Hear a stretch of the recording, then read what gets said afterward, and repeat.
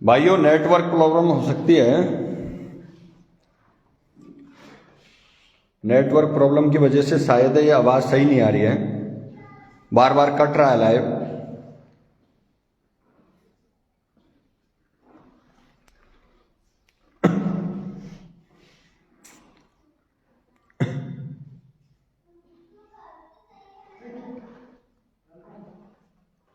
शेर सिंह भाई राम राम।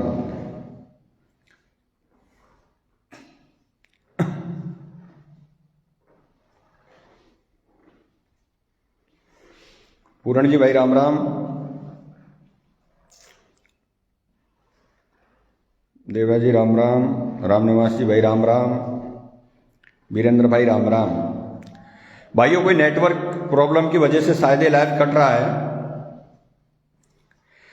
आज मैं पिछले कई दिनों से मथुरा वृंदावन और गोवर्धन जी में परिक्रमा कर रहा था। अभी थोड़ी देर पहले मैंने भाई नरेश मीणा जी का जो राजस्थान तक पर जो संदीप जी ने इंटरव्यू लिया था वो देखा। उसे देख करके मैं उस पर रहा नहीं गया। मैंने भी सोचा कि आज की राजनीति को देख करके और मुझे एक ऐसे युवा के बारे में बात जरूर करनी चाहिए जिसके अंदर जोश है, जुनून है, जज्बा है, कुछ कर गुजरने की तमन्ना है, सिद्धांत है। युवा और किसानों की आवाज, दलितों की आवाज बनना चाहता है।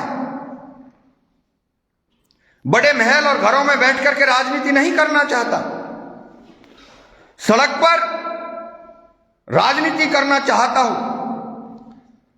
चुनाव मैंने भी लड़ा।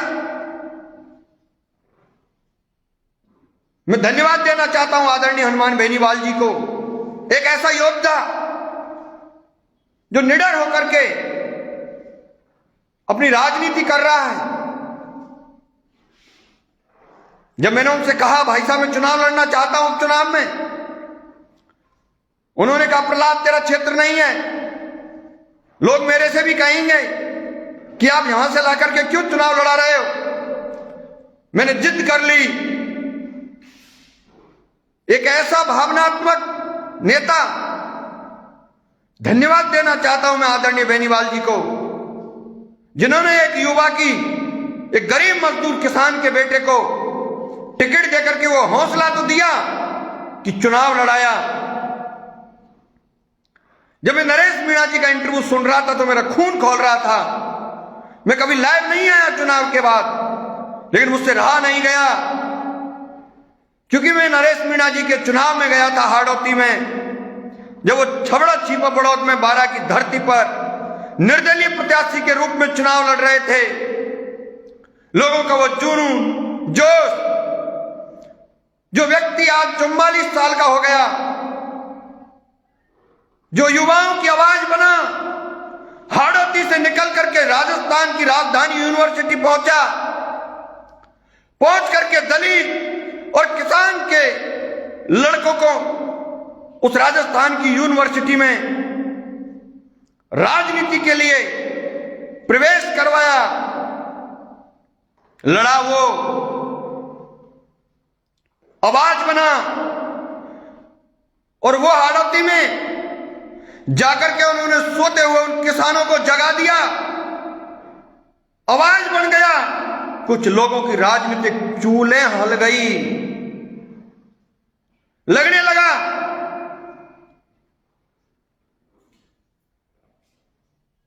और वो आदरणीय सचिन पायलट जी में बहुत गहरी आस्था और विश्वास रखते हैं। मेरी उनसे बहुत लंबी चर्चाएं हुई हैं, बातें हुई हैं, उनको बहुत शिद्दत से मानते हैं।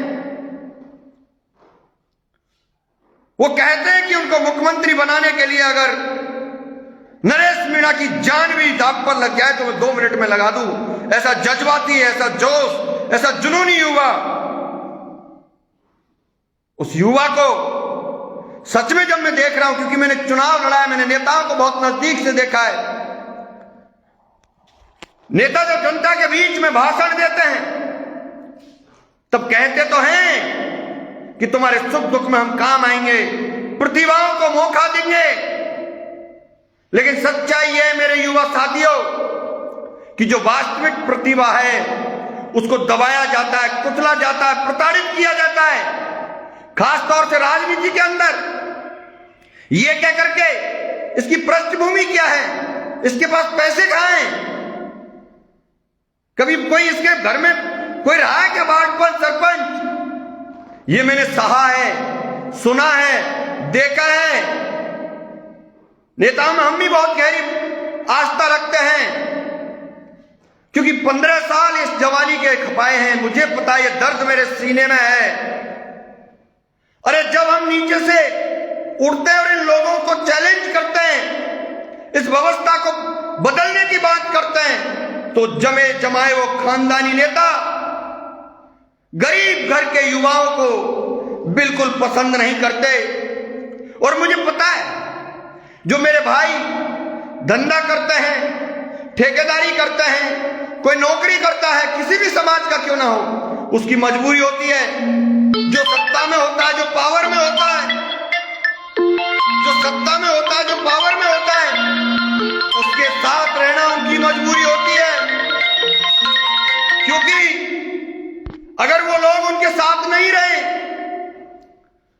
तो वो किस तरीके से अपनी नौकरी करेंगे, कैसे अपने धंधे पानी चलाएंगे। मुझसे कहते हैं बहुत लोग, प्रहलाद भाई हमारी मजबूरी है, जो नेता सत्ता में उसके पीछे घूमना मजबूरी है। मेरे भाइयों, मैंने भी 15 साल से नेताओं के बहुत चक्कर काटे हैं। जो सत्ता में रहते, पावर में रहते हैं, उन नेताओं को भी देखा है। उनसे फोन करते करते थक जाते, समय नहीं मिलता मिलने को। बनने के बाद आपके दर्द पीड़ा को नहीं समझ सकते। अगर बस चले, आपको कुचलने का काम करेंगे, आपको बदनाम करने का काम करेंगे। मैंने सहा है। जब मैं नरेश मीणा जी को सुन रहा था, मेरी आवाज आज उन तमाम युवाओं तक पहुंचनी चाहिए। जब मैं नरेश मीणा का इंटरव्यू सुन रहा था, तो वो कह रहा था कि मैं 44 साल का हो गया, लड़के लड़के या तो मुझसे कह दो मैं घर बैठ जाऊं। और क्या ये टिकट की दूर की बात है, कांग्रेस पार्टी के लीडरशिप, आज की लीडरशिप, जिस कांग्रेस पार्टी को किसान कौम अपने खून पसीना दे करके, और ऐसा जज्बाती योद्धा जो कह रहा है कि मैं बीजेपी और बीजेपी के नेताओं को मुंह देखने नहीं चाहता, लाल बत्ती को ठुकरा दिया, उसको तुम पार्टी में ज्वाइन नहीं कर रहे हो। तुम्हारी मति कहां मर गई कांग्रेसियों? अरे कांग्रेसियों, तुम प्रतिभाओं को ठुकरा रहे हो। ये कांग्रेस की यही दुर्दशा है। कांग्रेस के अंदर अच्छे लोगों को कोई जगह नहीं देता। सच कहा था उसने, जब आदरणीय सचिन पायलट जी मुख्यमंत्री बनने का नंबर आ रहा था, इस राजस्थान के अंदर किसान कौम का एक ही वो योद्धा था, आदरणीय बेनीवाल हनुमान जी। हनुमान बेनीवाल जी ने कहा, सचिन पायलट किसान का बेटा है, मुख्यमंत्री बने तो मेरे 3 एमएलए उसके साथ हैं। बताओ, चुल्लू भर मुट्ठी भर लोग इस किसान कौम की आवाज को दबाए जा रहे हैं। भाई नरेश मीणा के अंदर मैंने वो जज्बात देखा है, वो जुनून देखा उस युवा के अंदर। वो उस व्यवस्था को, उस व्यवस्था की उसको परिवर्तन करना चाहता है। उसको एक टिकट नहीं दे सकते ये कांग्रेस के लोग। जिस नरेश मीणा का सर्वे में नंबर 1 चल रहा है, और मैं गारंटी के साथ कह रहा हूं, उन्होंने दौसा लोकसभा से हुंकार भरी है। प्रत्येक बच्चा नरेश मीणा बन के, और मैं फिर कह रहा हूं इन कांग्रेसियों से, राजस्थान के कांग्रेस के नेताओं, आपने आदरणीय सचिन पायलट जी का गला तो घोंट लिया, ऐसे बहुत सारे लोगों को घर बैठा दिया, लेकिन आज का युवा जाग चुका है। प्रत्येक एकमात्र सीट है 25 सीटों में से दौसा लोकसभा क्षेत्र की, जिसको कांग्रेस पार्टी जीत सकती है, और वो तभी जीतेगी जब नरेश मीणा को टिकट मिल सकता है। मुझे लगता नहीं है आज की डेट में कि कांग्रेस के पास और कोई दूसरी सीट हो सकती है जिसको जीत सके। नरेश मीणा जी वो जुनूनी, वो जज्बाती है, किसी भी बात को आपके मुंह पर कह देगा, वो अंदर नहीं रखता, अंदर नहीं रखता, कह देता है। मैंने उनसे कई बार चर्चाएं की है। भाई साहब, राजनीति में मेरे भी साथ में यही होता है, जो होता है वो कह देता हूं।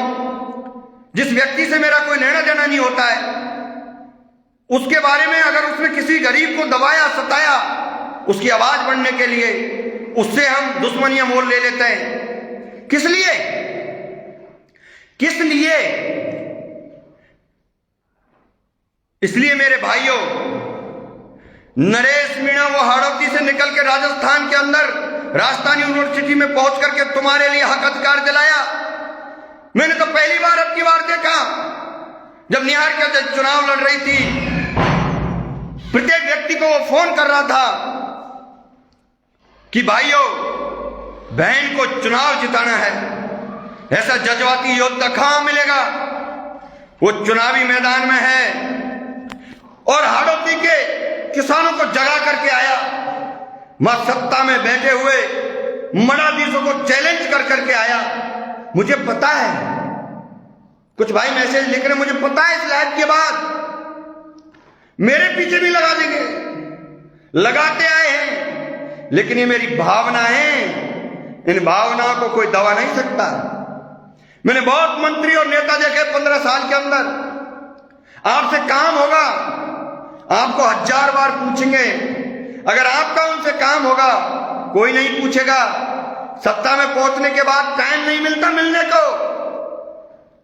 वो तो दूर की कौड़ी है कि किसी प्रतिभा को बुला करके ये कह दे। इतना बड़ा दिल मैंने आज तक किसी राजनेता में नहीं देखा कि भाई तू मेरे समाज का है, तू मेरी कौम का है, तू किसान कौम का है, मेरी समाज का है, आ तेरे अंदर प्रतिभा है, मेरे पास पावर है, रास्ता है, तू उतर मैदान में, मैं तेरे साथ खड़ा हूंगा। कोई माई का लाल इतना बड़ा जिगर वाला मैंने आज तक नेता नहीं देखा, कोई नहीं देखा।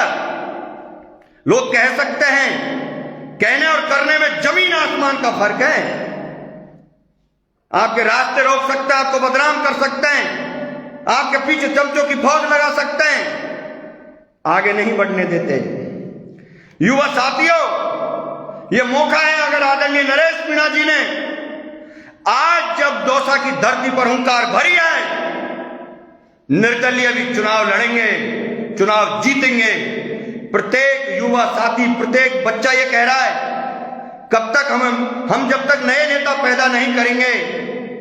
सच कही था, मेरे उनके इंटरव्यू की एक एक चीज मेरा खून खोलवा दिया उस इंटरव्यू ने। आज वो कह रहे थे, आदरणीय किरोड़ीलाल मीणा जी कितना लंबा संघर्ष करते हैं।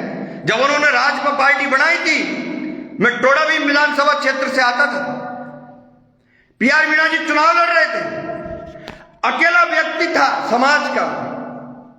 गुर्जर मीरा आरक्षण आंदोलन के बाद अकेला व्यक्ति था जो उनकी पार्टी में शामिल था और उनका प्रचार कर रहा था, झंडा उठा रहा था। लंबा संघर्ष किया है। मैं इस बात पर नहीं जाना चाहता कि मुझे बुला करके पूछा या नहीं पूछा, मुझे कुछ दिलाया नहीं दिलाया। मैं सच में स्वाभिमानी हूं, मैं संघर्ष करना जानता हूं, मैं लड़ना जानता हूं, लड़ूंगा। एक दिन आपके भी वो संघर्ष की सच्चाई समझ में आएगी। लेकिन आज समय भाई नरेश मीणा जी के लिए, उस योद्धा को मजबूत करने के लिए, उसको ताकत देने के लिए, जिसने जगा दिया लोगों को, भाईचारा को कायम करने के लिए, मैं आपसे निवेदन करना चाहता हूं युवा साथियों, प्रत्येक व्यक्ति नरेश मीणा बनके दौसा लोकसभा क्षेत्र के अंदर कूद जाना। जो भी संसाधन हो, मोटरसाइकिल, ट्रैक्टर, जो भी अपने पास हो, अपने मोबाइल लेना हाथ में, प्रत्येक व्यक्ति को फोन करना। टिकट कोई बड़ी बात नहीं है, तुमसे बड़ा कोई टिकट नहीं है, तुमसे बड़ी कोई पार्टी नहीं है। आज वही कांग्रेस पार्टी उनको पार्टी में शामिल नहीं करना चाहती। याद रखना, जिस दिन दौसा लोकसभा क्षेत्र से सांसद बनकर के आप दिल्ली भेजोगे ना,